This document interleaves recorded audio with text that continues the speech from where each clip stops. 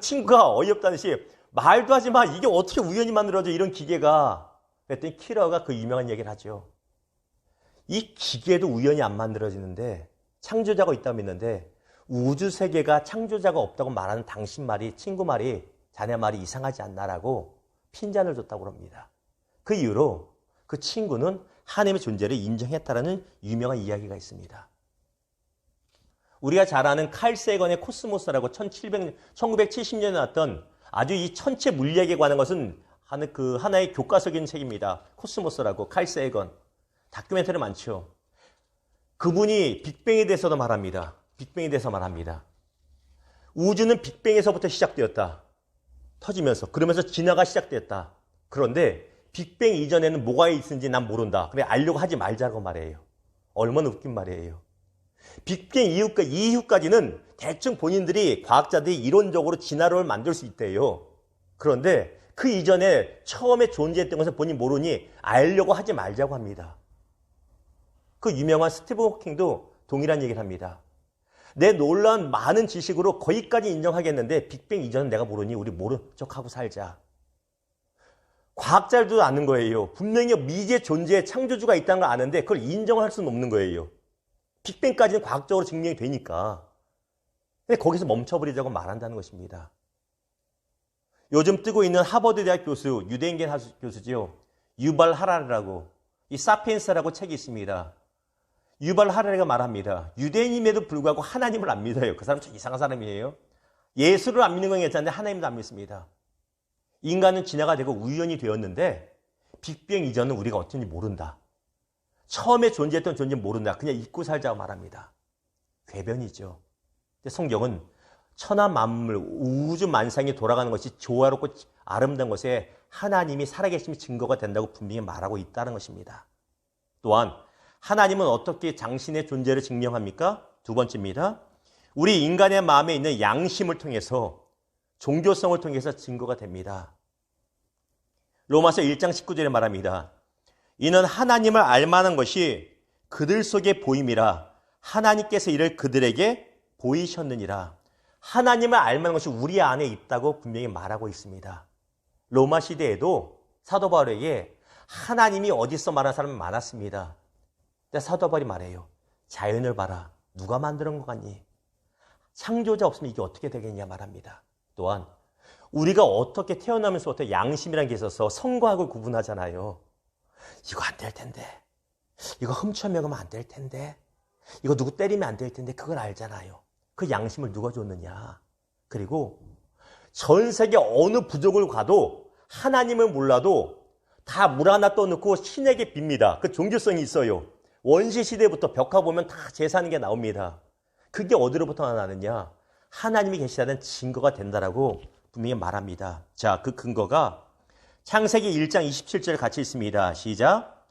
하나님이 자기의 형상 곧 하나님의 형상대로 사람을 창조하시되 남자와 여자를 창조하시고, 하나님의 형상이라는 것은 눈, 코, 입을 말한다는 것보다는 하나님의 어떤 인격적인 것, 감성적인 것을 말합니다. 하나님의 도덕성이 선과 악을 구별하고자 하는 것을, 선을 지키고자 하는 것을, 그것이 우리에게 넣어주셨다는 것이에요. 그래서 우리가 선과 악을 태어나면서부터 가르쳐주지 않습니다. 어린아이들에게 선과 악을 가르쳐주지 않아도 거짓말하면 눈빛이 흔들리고 떨리는 것이 그래서 그런 거예요. 하나님이 우리를 창조하셨기 때문에. 또한 창세기 2장 7절에 여호와 하나님이 땅의 흙으로 사람을 지으시고 생기를 그 코에 불어넣으시니 사람이 생명이 되리라. 생기를 불어넣으십니다. 이걸 통해서 우리가 예배하고 하나님이라는 존재를 찾게 합니다. 생명으로. 이것이 생기라는 것은 하나의 영이죠.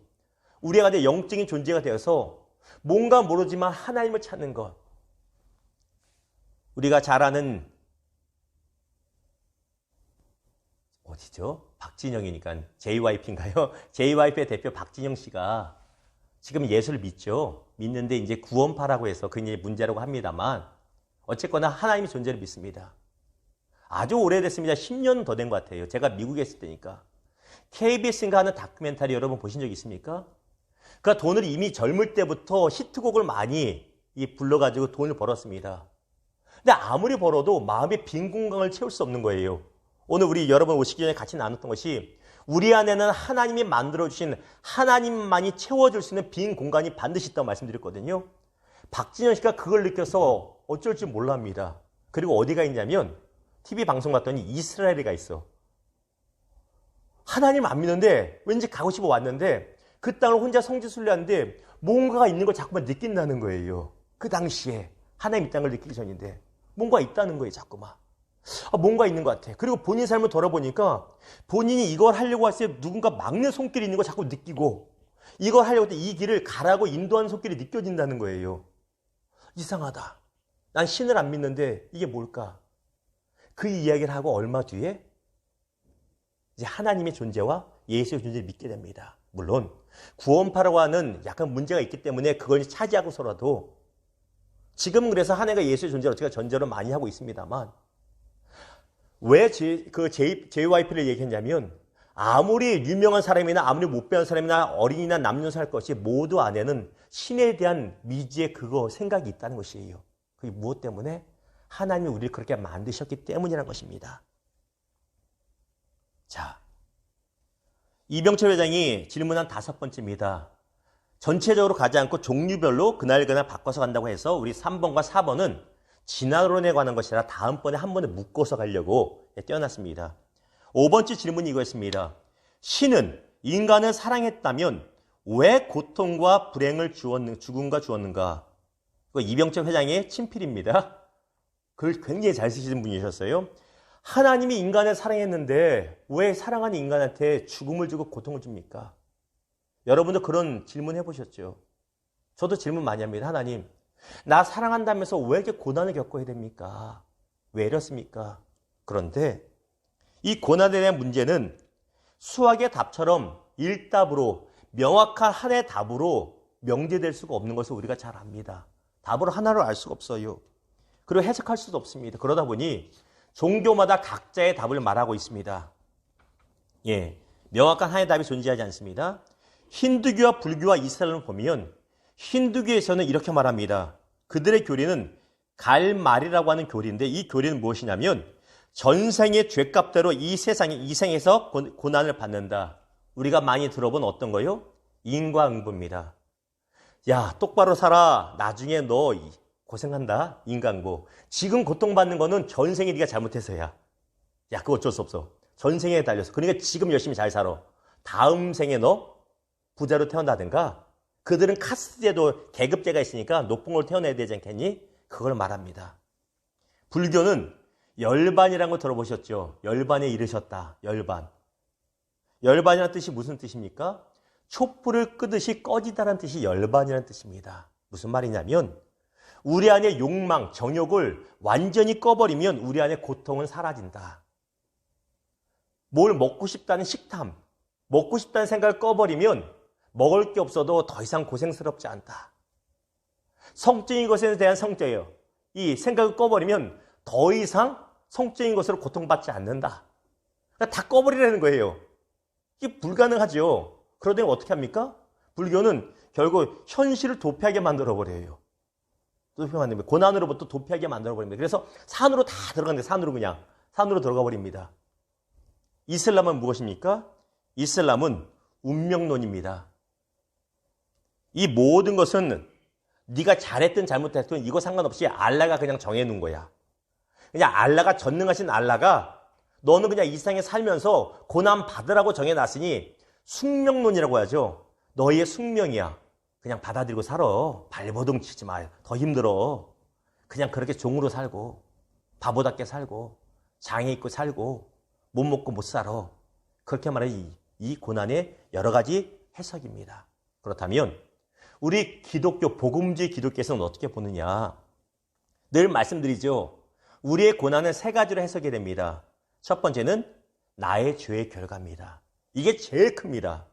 우리는 이거 가지고 십자가라고 말하는데 십자가 아니에요.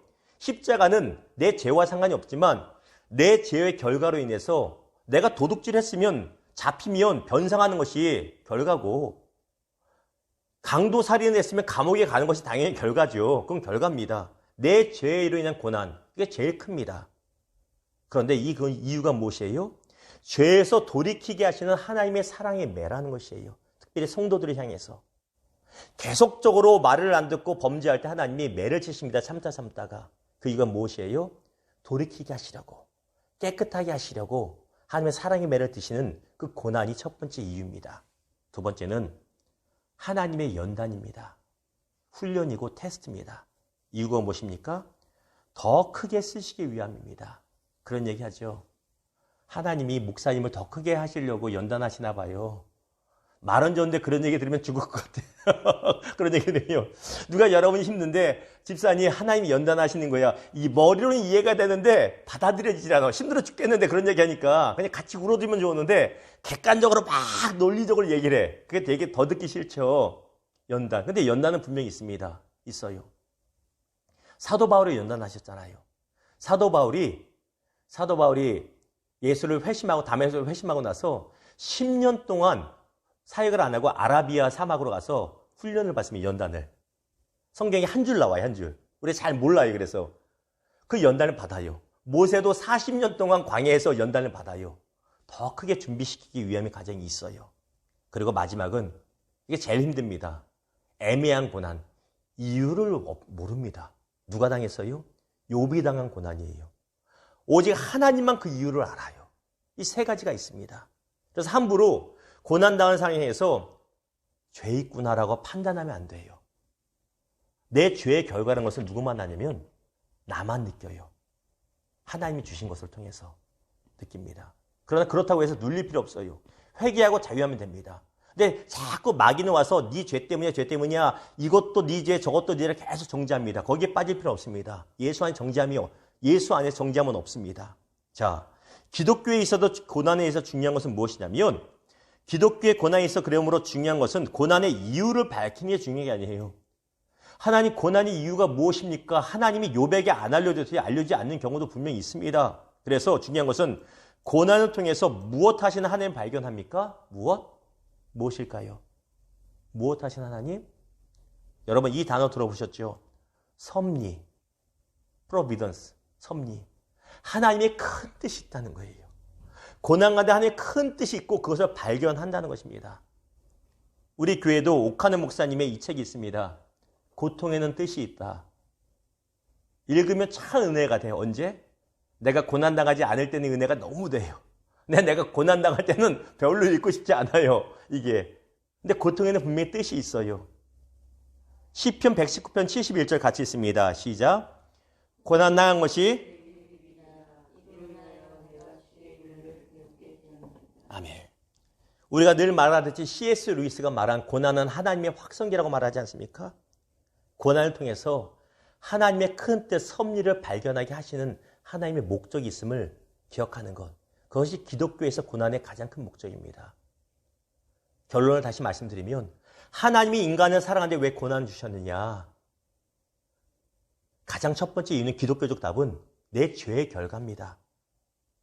그런데 내 죄의 결과로 네 한번 고생해봐라가 아니라 죄를 졌으면 그에 대한 결과로서 하나님 돌이키게 하시는 하나님의 사랑의 표시라는 것이고 또 하나는 그 고난의 이유가 무엇인지 정말 모를지라도 섭리하시는 하나님의 큰 뜻이 분명히 있음을 우리가 믿고 발견하는 것이 중요하다는 것. 하나님이 우리를 사랑하지 않아서 고난 주는 것은 아니라는 것입니다. 자, 오늘 마지막으로 6번째 질문 보겠습니다. 신은 하나님은 왜 악인을 만들었는가? 그 예로 히틀러나 스탈린 또한 갖가지 흉악범들을 왜 만들었는가? 선하신 하나님인데 여러분 그런 생각 해보신 적 없으세요? 하나님이 선하다는데 이 악인을 다 쓸어버리지 한 번에. 이 땅에 악한 것들을 다 쓸어버리지. 왜 쓸어버리지 않는가? 여러분 7대3의 법칙이나 8대2의 법칙이라고 제가 종종 말씀드렸습니다. 미국의 어떤 과학자가 자기 집에 있는 어항이 있지 않습니까? 물고기가 막 다니는데 그 중에 한 10마리 정도 있었는데 그 중에 한 2-3마리가 자꾸만 다른 물고기들, 동료들 꼬리를 뜯어먹고 괴롭히더래요. 근데 지켜보는데 너무 승질이 나더래. 이게 나쁜 것들 해가지고 끄집어내가지고 버려버렸대요. 그냥 죽으라고. 놀라운 사건이 그 다음날 벌어지는데 남은 7마리 중에서 또 20-30%가 또 그 짓을 하고 있더라는 거예요. 그게 7대3의 법칙, 8대2 법칙이에요. 우리 인간 사회는요. 희한하게 아무리 골라내도 멀쩡했던 사람이 또 말썽 피고 또 죄를 집니다. 갑질했던 애를 쫓아내면 감옥에 보내면 을의 위치에서 약자에 있던 사람이 갑질하기 시작해요. 이게 인간 안에는 죄성입니다. 자, 하나님이 악인 맞는 것이 아닙니다. 보십시오. 악인의 문제를 어떤 것으로 보면 안 되냐면 아까 전에 뭐였어요? 이슬람에서는 네 운명이다. 이슬람은 악인도 악인으로 태어난 거예요. 운명이다. 그것처럼 악인의 문제를 숙명론으로 보면 안 됩니다. 난 태어날 때부터 악인이야. 그렇지는 않다는 것이에요. 누굽니까 이 사람? 저요? 누구죠? 코스튬 찰리 채플린이 아니고요. 히틀러죠. 히틀러. 이 사람 누굽니까? 우리 민족하고 많이 관련되어 있는데 6.25 전쟁 하면 스탈린. 예, 스탈린. 이 아래는 영화 악인전이라고 마동석 씨 나오는 영화에 그렇다고 뭐 유영철이나 이런 분들 사진 갖고 오긴 뭐해서 거기 연쇄살인범으로 나오는 사람입니다. 이런 사람들이 태어날 때부터 악인으로 만들어진 것이 아니라는 것이에요. 자, 악인들은 악하게 운명 지어진 것이 아니라 그들의 무엇을 땡땡땡땡 네 글자입니다. 악하게 사용했을까요? 무엇일까요? 무엇일까요? 우리에게 주신 것? 자유의지를 악하게 사용한 겁니다. 선을 택할 수도 있고 할 수도 있는데 하나님이 가인에게 말합니다. 죄가 문 앞에 웅크리고 기다린다. 너는 죄를 다스려라. 무슨 말이에요? 동생을 미워해서 때려 죽일 수도 있고 동생한테 가서 내가 너 미워하고 질투했다. 형이 부끄럽다. 사과할 수 있다. 어떤 걸 선택할래? 자유의지야. 하나님께서 인간에게 주신 최고의 선물이 자유의지입니다. 근데 이런 질문을 할 수 있어요. 하나님, 자유의지를 차라리 제한하거나 주지 않아서 죄를 짓게 않게 하셨으면 되잖아요. 가인이 살인하지 않게 만드시면 되고 아담과 하와가 선악과 안 따먹게 했으면 우리가 편히 살잖아요. 그럼 뭐와 같습니까? 인간은 로봇 같아요. 근데 하나님은 인격적인 분이세요.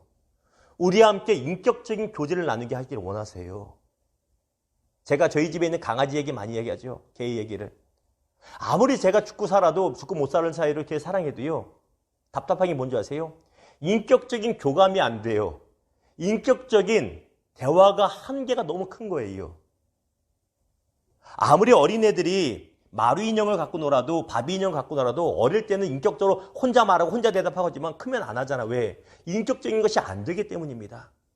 하나님은 우리에게 자유 주셔서 인격적으로 선택하게끔 하셨어요. 이건 선물입니다. 문제는 하나님께 문제가 있는 것이 아니라 인간이 어떻게 선택하는가예요. 인간이 악하게 선택하기로 했다는 것입니다. 이 자리에 오셨잖아요. 여러분 몇 번 오셨잖아요. 오신 것도 인격적으로 하나님이 자유 주셨고 여러분이 선택을 한 겁니다. 그 선택이에요. 하나님이 악인을 만들지 않았고 죄를 만든 것은 아니라는 것입니다. 시편 1편 6절이 말합니다. 같이 읽습니다. 시작. 대저 의인의 길은 여호와께서 인정하시나 악인의 길은 망하리로다. 이야기 하나 드리고 오늘 성경부를 마치겠습니다. 두 청년이 도박장으로 길을 가다가 오늘 한번 벌어봐야지. 그렇게 길을 가다가 길가에 있는 도박장 가는 길가에 꼭 예배당이 있어요. 정발산 보면 무슨 나이트클럽 큰 거 옆에 베델교회 크게 있잖아요. 뭐 재밌잖아요. 베델교회 있고 그 옆에 있잖아요. 어떻게 그렇게 붙어있는지 몰라요. 근데 광장에 사람도 있다가 금요일 밤에 분명히 금요일 기도에 베델교회 가는 발걸음이 있을 테고 나이트로 가는 발걸음이 있을 거예요. 그런 것처럼 두 청년이 원래 도박장으로 가다가 교회 주 예수를 믿고 구원받으라는 편바를 봤어요. 근데 그 중에 한 청년이 마음에 찔림이 옵니다. 끼리껴져요. 거리낌이 옵니다. 그래서 동료한테 말합니다. 야, 오늘 우리 도박하지 말고 교회 가자. 예배 들어가. 친구가 쓸데없는 얘기한다고 핀잔 주고 너나 가라고 하고 도박장 가고 마음에 거리낌이 오고 그걸 받아들이는 사람은 예배를 드리러 갑니다. 그리고 30년이 지납니다. 두 사람의 운명이 너무나 달라졌어요.